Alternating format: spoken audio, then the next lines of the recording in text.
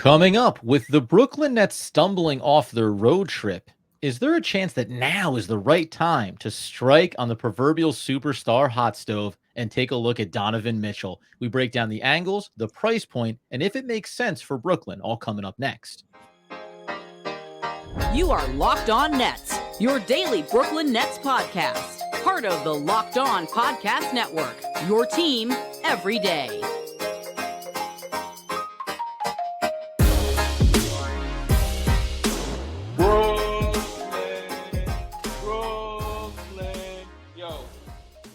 Yes, my friends, it is the Locked On Nets podcast right here on the Locked On Podcast Network. It's your team, the Brooklyn Nets, every single day. I'm Adam Armbrecht. Over there is Doug Norrie. And of course, we thank you for making us your first listen of the day. We're 100% free on all those great platforms. And let you know, today's episode is brought to you by Gametime. Download the Gametime app, create an account, and use promo code LOCKEDONNBA for $20 off your first purchase.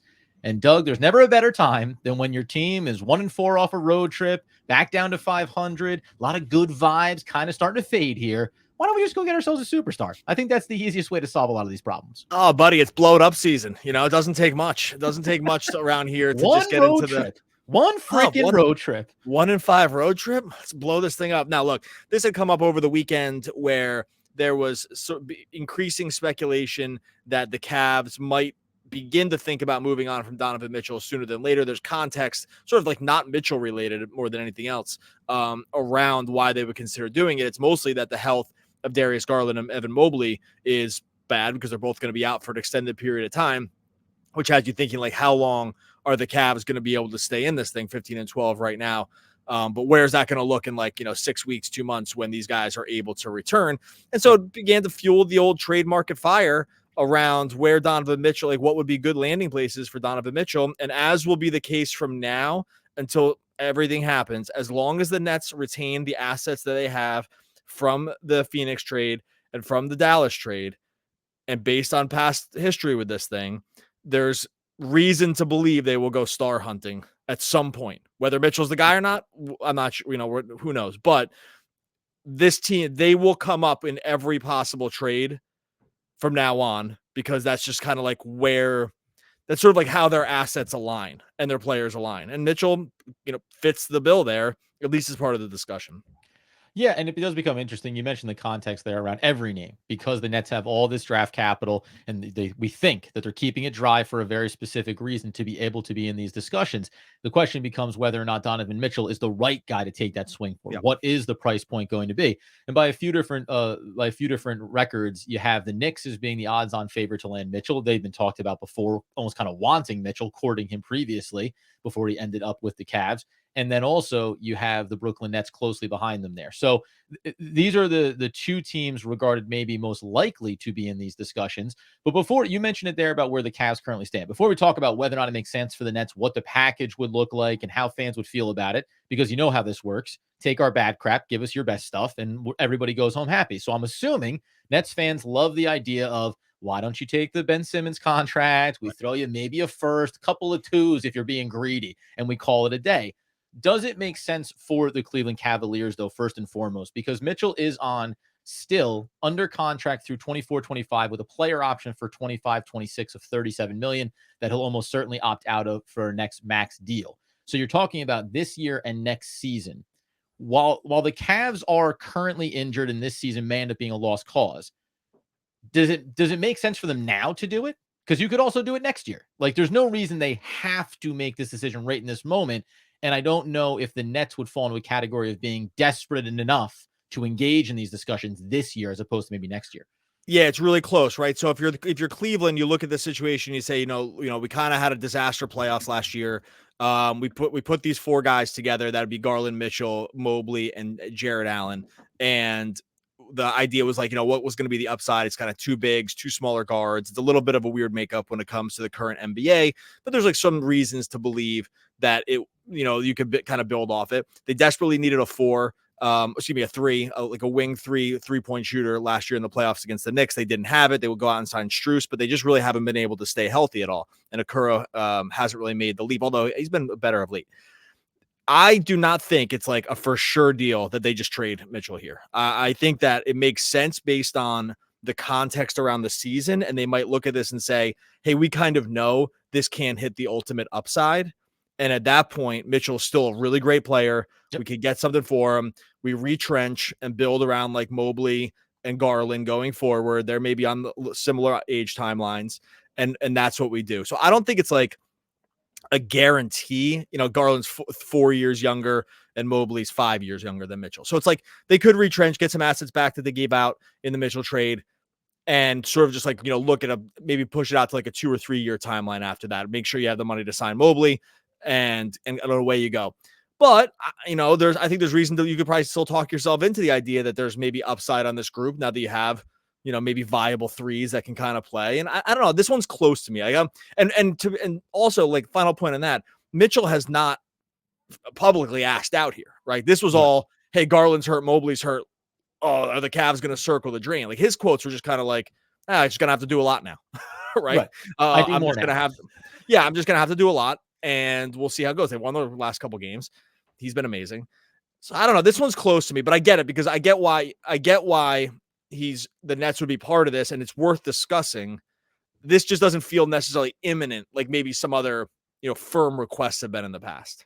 Yeah, and when it comes, you mentioned with the Cavs, they won their last 2 games. So you go, in a split second from 13-12 to 15-12. Mitchell's a 28-point scorer so far this season to this point, and the numbers are basically where they've been consistently. And he's only in obviously a second year with the Cavs. But when you look inside the NBA standings right now in the Eastern Conference, it's like, okay, Knicks are 15-11 right there, 16-9 Orlando Magic, and then you get up in the top 3 with the 18-8 Philadelphia 76ers. Like, we talked about this with the Brooklyn Nets.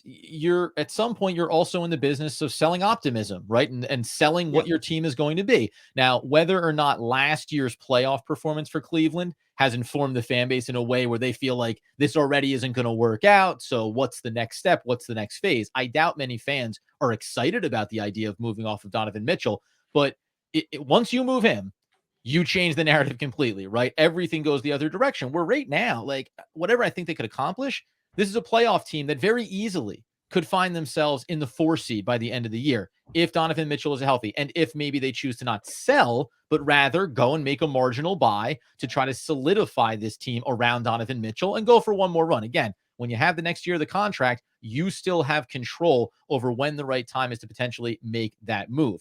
We will start to spin things over to the Brooklyn Nets side. What would it mean to add a player like this? What would his impact be? And then ultimately, what's the price point? Because we need to get a firm grasp on reality when it comes to adding a player of his caliber. We'll get into that coming up here in just 1 second. But of course, as you all know, guys, the other thing we need to remind you about is our friends over at eBay Motors, because they're doing something special for us this season. Oh, they partnered up with Josh Lloyd over at Locked On Fantasy Basketball, and they're bringing you some of the best fantasy picks each week all season long. Whether you're prepping for the daily draft or scouting the waiver wire, every week we're going to be providing you with players that are guaranteed to fit on your roster. Dougster, let's take a look at Josh's picks for this week's eBay's Guaranteed Fit Fantasy Picks of the Week. Yeah, a couple good ones here. I mentioned this guy yesterday, Brandon Podziemski from the Warriors, moved into the starting lineup when they moved Wiggins out. Obviously, Warriors taking a new look with Draymond out indefinitely. Unclear when he's going to be back. Pods has been really, really good. Rebounds the position really well for a guard, which you love to see in fantasy. Can shoot the lights out of the ball. 2, look, there's a reason we talked a lot about him leading up to the Nets draft. So you can take a look at Pods. You can take a look at Tari Eason coming off the bench for the Rockets. Sometimes these bench guys can be a little bit weird, but they've had some weird kind of health issues with the wings. And Tari is still a guy that plays up and over 20 minutes, and he's a kind of a fantasy points per minute beast. Like to look that way. Old friend James, well, not old friend. James is not old friend of the Warriors, James Wiseman. Isaiah Stewart's out. They've been bringing him off the bench. He gets a lot of blowout run, which if you're the Pistons, that's great news because Pistons get blown out a ton. So James Wiseman can also fill it up from a fantasy perspective as well. Look, with over 122 million parts for your number one ride or die, you can make sure your ride stays running smoothly. Brake kits, LED headlights, roof rack, bumpers, whatever your baby needs. eBay Motors has it with eBay Guaranteed Fit. It's guaranteed to fit your ride the first time, every time, or your money back. The prices, baby. You're burning rubber, not cash. Keep your ride or die alive at ebaymotors.com. eBay Guaranteed Fit, only available to U.S. customers. Eligible items only. Exclusions apply. All right, so as we continue the Donovan Mitchell and ultimately big name hunting episode for the Brooklyn Nets podcast, that really is what we're talking about here. It's where's the value for the Nets? So specifically when we think about Donovan Mitchell, What does he bring to the table to you? Before we even talk about price, what does he help immediately improve for the Brooklyn Nets in terms of the things that they lack? Obviously, an on-ball guy. Obviously, he had come into the league and has shown the ability to dedicate himself defensively as well. Stockier build, right? A little bit more meat to him as far as a backcourt companion. What do you like about him if the Brooklyn Nets are pursuing him? Yeah, I mean, like lightning fast, really strong, can shoot the three, can play on ball a lot. It would instantly come in. I mean, this isn't like a reason to trade for a guy, but he'd instantly come in and he'd be your number one scorer, and you wouldn't be there'd be like no doubt about the hierarchy. I think there's probably some issues with where the Nets are in terms of a hierarchy right now, like who is the top option. I think Donovan would solve that. That's not necessarily a reason to trade for a guy. I just think that would be the byproduct of what would happen, even if you just like gave up nothing, right? And then he came in, it'd be clear that like he was probably going to run mostly the point and would just be like a high volume shooter out of the point, which is essentially what he's doing now for Cleveland with Garland out, right? I think you would like understand the pecking order of the team. It's a total floor raiser.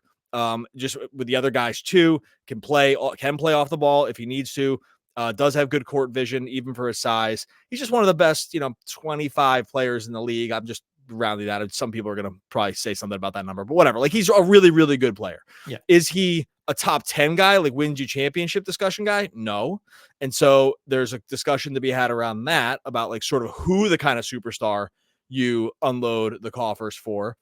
But it would clearly, like for this year and next year, would they be where they have to make the playoffs because they don't have picks? Would he raise the floor in that way?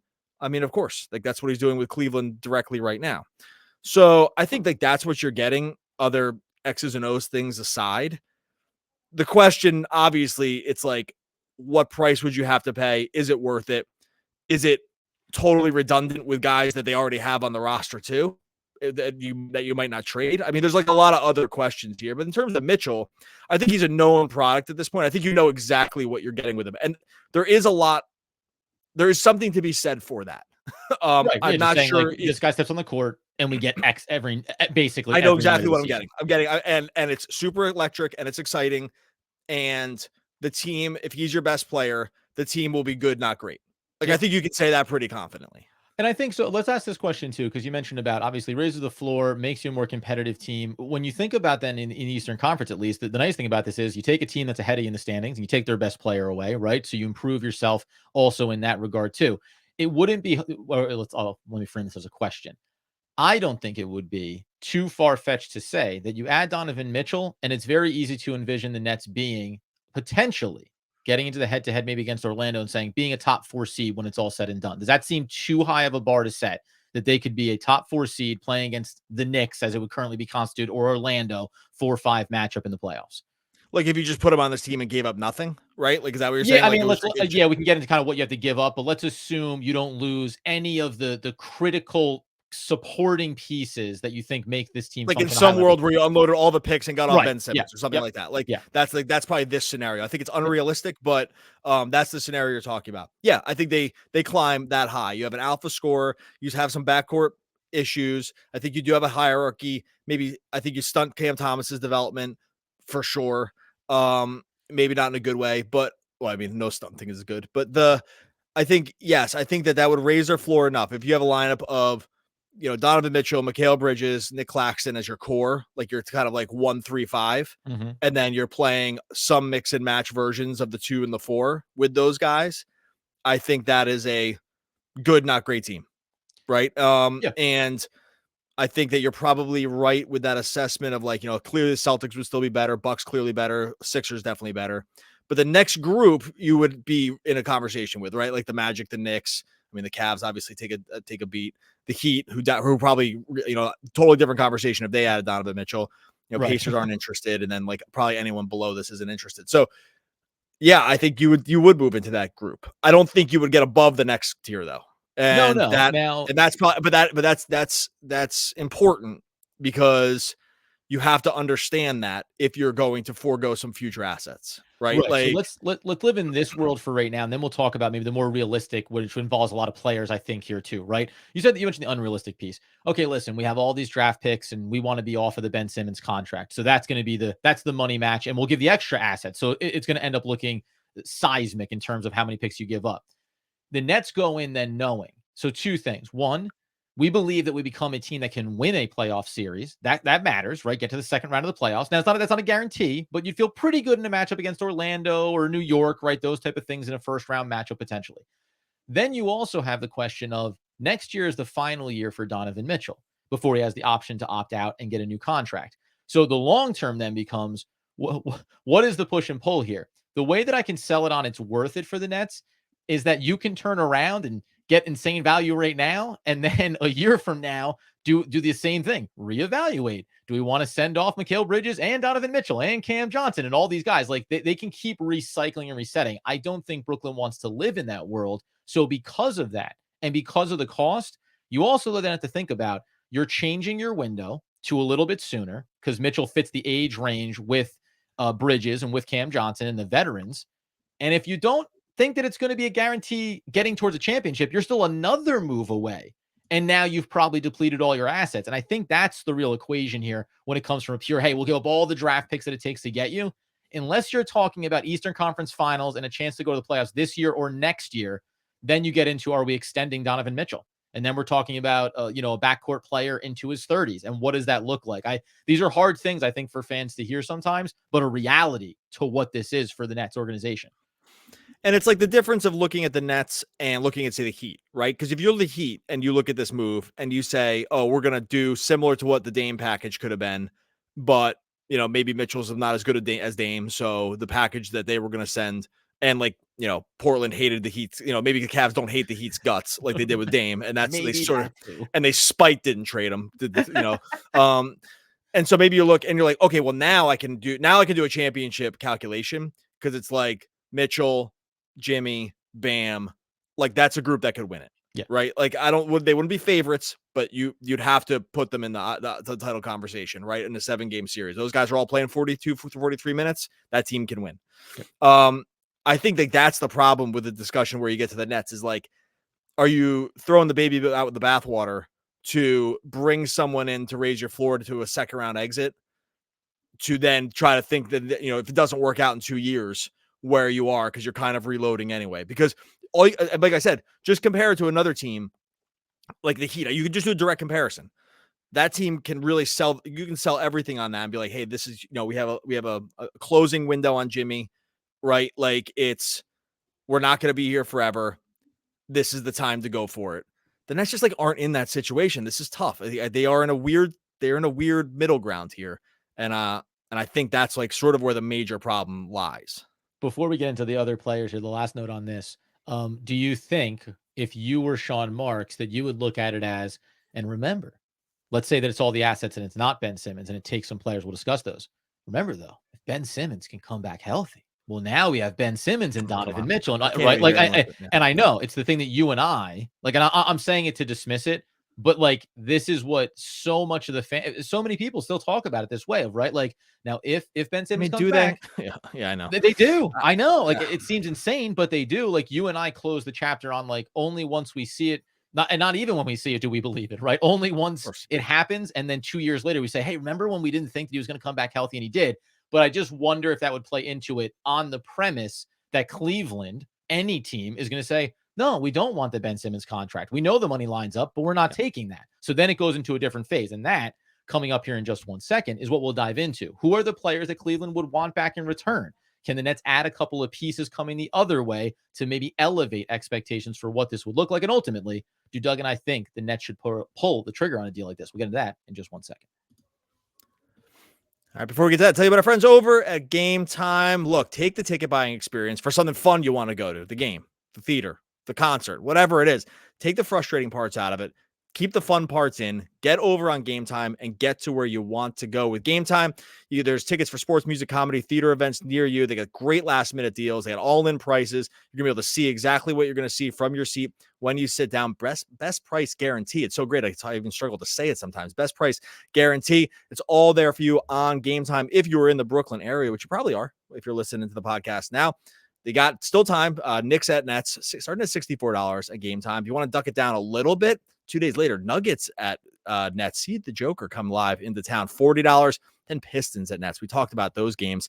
This might be nail biters in ways that we don't want to do. but that's okay. You can go see it yourself by buying tickets over at Gametime. It's really, really easy to get started. All you do right now is you download the Gametime app, you create an account, use the code LOCKEDONNBA. You're going to get $20 off your first purchase. Terms apply.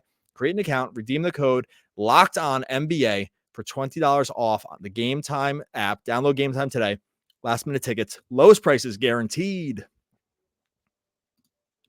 All right. So as we tie a bow on the discussion, the question becomes then maybe realistically, right? Because just quickly, do you believe that the Cavs would even entertain taking a Ben Simmons contract in exchange for Donovan Mitchell? No.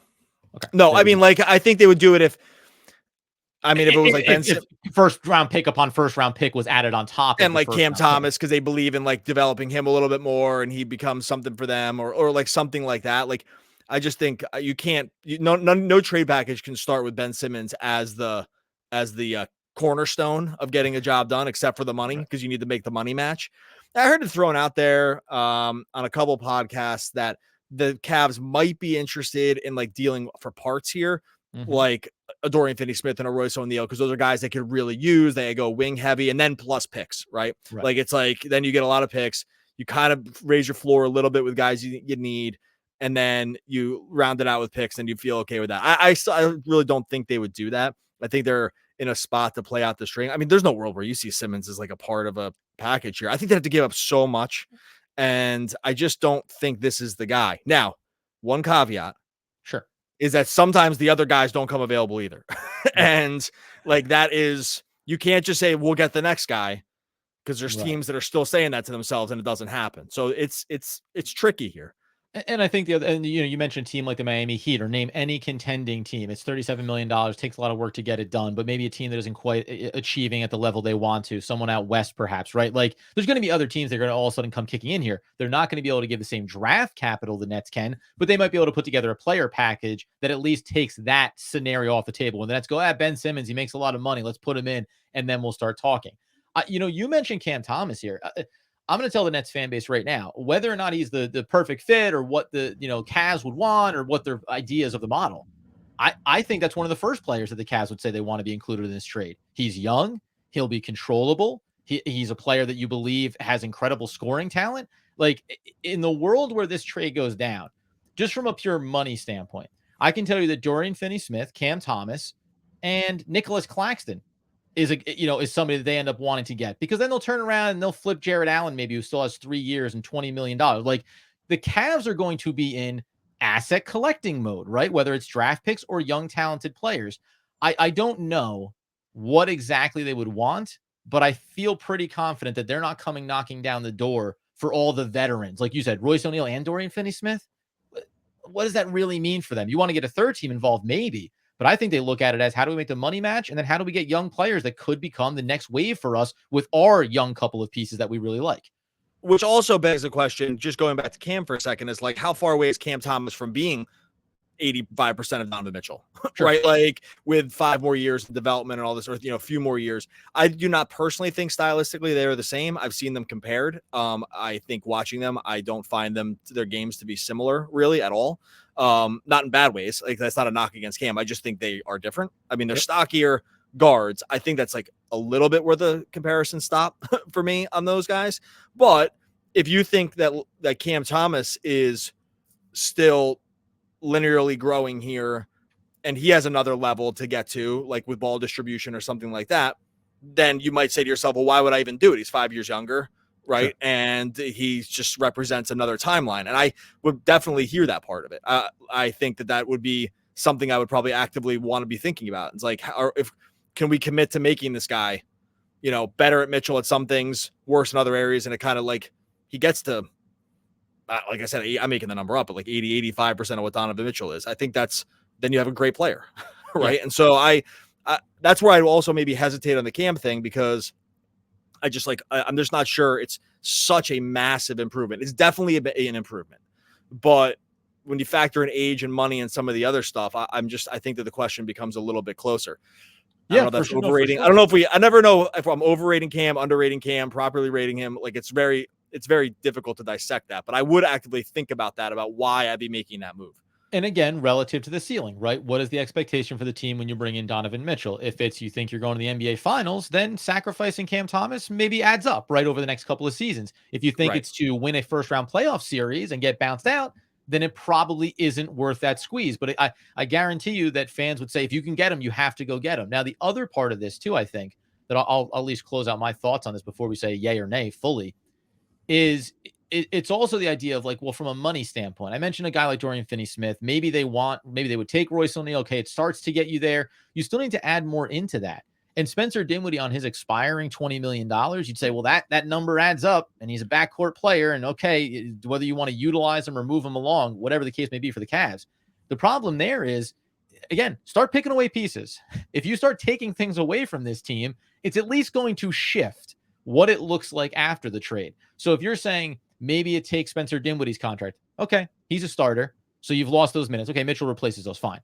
But you don't have that same guy anymore now, another facilitator on this roster, something the Nets are already depleted from. If you end up moving from Dorian Finney-Smith, well, we know he's a two-way player, a 3-and-D wing. He stepped up in a lot of big spots. So maybe there's the world where after this trade, you're saying it needs to be Mikal Bridges, Donovan Mitchell, and then you're probably looking at Cam Thomas if he's still on the roster and saying you need to continue to take a leap right now. Because we talked about this depth on this West Coast trip. Without Dennis Smith Jr., without Lonnie Walker, we're seeing things not look as competent as they did when they're at full strength. So if you pick away 2 or 3 pieces of this depth, I don't know how dramatically it changes the overall expectations in the next 1 or 2 seasons. And you're illustrating the whole problem with like considering the trade. The whole problem with considering this trade is like, what are you really doing here? You would be essentially robbing Peter to pay no one. Like it would just be, you're not getting there. It's not enough. And what you would have to give up would decimate a part that would even maybe keep your floor high enough. And one more thing too, and we'll probably get out of here after this, but unless you have final thoughts, but the other thing that would almost have to be included in any future deal, right, is these Phoenix picks. And there's like some real writing on the wall that these things might even be better than we thought, because biggest deterrent. Beal already can't play, yep. Right? Like Beal's already just hasn't played at all this season. You can see there's just such a massive talent drop off after these 3 guys, right? And they're only playing with 2, and they're already running Durant 1 million minutes. Booker has to do everything again, or those 2 guys have to do everything again. And there's some real warning bells about how good those picks could be if they just keep buying to make it better in the short term. There could be a cratering situation. So I'd be really hesitant also to unload these Phoenix picks. Always a risk, yeah. But to hold something too long, because you can just rebuild, right? But man, like if you're tracking the progress of those or the value, it has to have gone up, right? Like they're already not healthy, and they're already sort of the bottom of the West. I mean, in the playing game of the Western Conference, like this is not going well with a lot of season left. And you can make the case that maybe the assets are more valuable, so it takes less to accomplish a deal like this for Donovan Mitchell, because the Cavs look at the same way. Oh, those Phoenix picks are exponentially more valuable than they were when you first got them. But at the end of the day, while there are players that I would do it for, Luka, you know what I mean, if he's available, whatever. Other than that, it's not even a knock on Donovan Mitchell. It's just about where the Nets are, where their talent level is, where their expectations are. I just can't see a world where you start dipping into those draft assets to make a move like this, that 1 more year from now, we might be saying, okay, do we think we should start ripping this thing apart now? There's just too much going on here right now for Brooklyn to, I think, commit to a move like this. Yeah, I think I'm with you. So I'd love to hear what everyone else thinks about this. I know there's definitely, spider stands out there that want to bring this guy in, and I totally get it. I get it for this season kind of thing. So I'd love to hear what everyone has to say about that. Throw in a comment over on YouTube. Make sure you subscribe wherever you listen to podcasts as well. This colloquial expression, which originally alluded to keeping gunpowder dry so that it would ignite, has been used figuratively since the 1800s, but today is less common than take care. Why, that's keep one's powder dry, from the dictionary. Oh, Webster or one of these other nerds? Oh, Webster in the house. One of these other stone cold dorks that just thought to write down all the words. Smart, though. Smart. Wish I could think of an idea like that. Smart guy. One of the all-time great poets. We'll be back again tomorrow talking more Brooklyn Nets basketball.